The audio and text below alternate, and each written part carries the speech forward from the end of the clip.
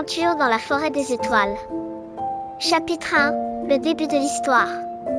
Dans un petit village au pied d'une grande montagne, vivait Lila, une petite fille de 10 ans pleine de curiosité et de rêves. Chaque soir, elle aimait s'asseoir près de la fenêtre de sa chambre pour contempler le ciel étoilé.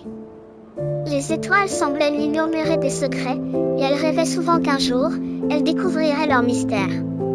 Sa grand-mère lui racontait des histoires fascinantes sur un endroit magique appelé la forêt des étoiles, où les étoiles vivaient avant d'apparaître dans le ciel. Chapitre 2. La lumière mystérieuse. Une nuit, alors que Lila regardait les étoiles comme à son habitude, une lumière étrange attira son attention.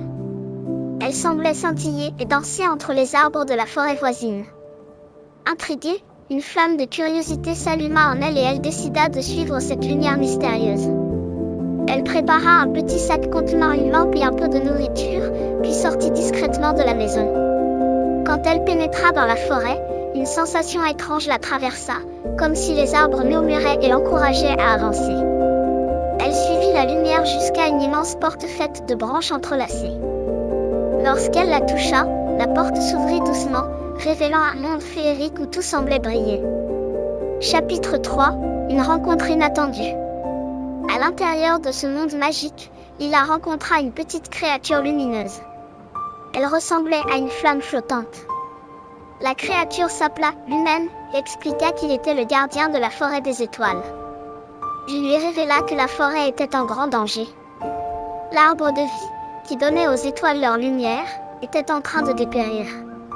Si l'arbre mourait, les étoiles disparaîtraient du ciel pour toujours.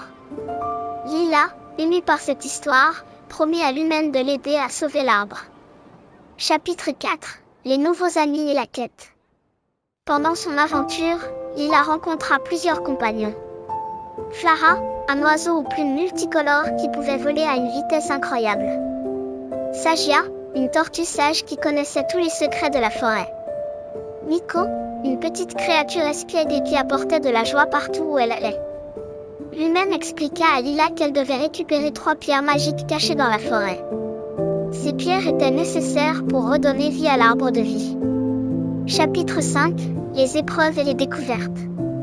La première pierre était cachée dans une grotte sombre. Mais un monstre nommé l'ombre en gardait l'entrée. Grâce à la ruse de Lila et à la rapidité de Flara, ils réussirent à récupérer la pierre sans se faire attraper. La deuxième pierre se trouvait au fond d'un lac étincelant. Les esprits de l'eau leur posèrent une énigme qu'ils devaient résoudre pour accéder à la pierre. Après un moment de réflexion et d'entraide, ils réussirent à répondre correctement. La dernière pierre était sur le sommet du mont des vents. Les vents violents rendaient l'ascension presque impossible. Mais avec les encouragements de Sagia et la détermination de Lila, ils atteignirent finalement le sommet et trouvèrent la dernière pierre. Chapitre 6. Sauver l'arbre de vie. Avec les 3 pierres en main, Lila et ses amis retournèrent à l'arbre de vie. Il semblait presque mort, ses branches tombantes et sans lumière. Lila plaça les pierres magiques à la base de l'arbre, et une lumière éclatante jaillit. Les feuilles de l'arbre reprirent vie, et une lumière dorée envahit toute la forêt. Les étoiles brillèrent à nouveau dans le ciel, plus lumineuses que jamais. Chapitre 7. Le retour à la maison. Les habitants de la forêt remercièrent Lila pour son courage et sa gentillesse. Lumen lui offrit une petite étoile scintillante en souvenir de son aventure. Quand Lila rentra chez elle, elle réalisa que le temps dans la forêt magique passait différemment, personne ne s'était rendu compte de son absence.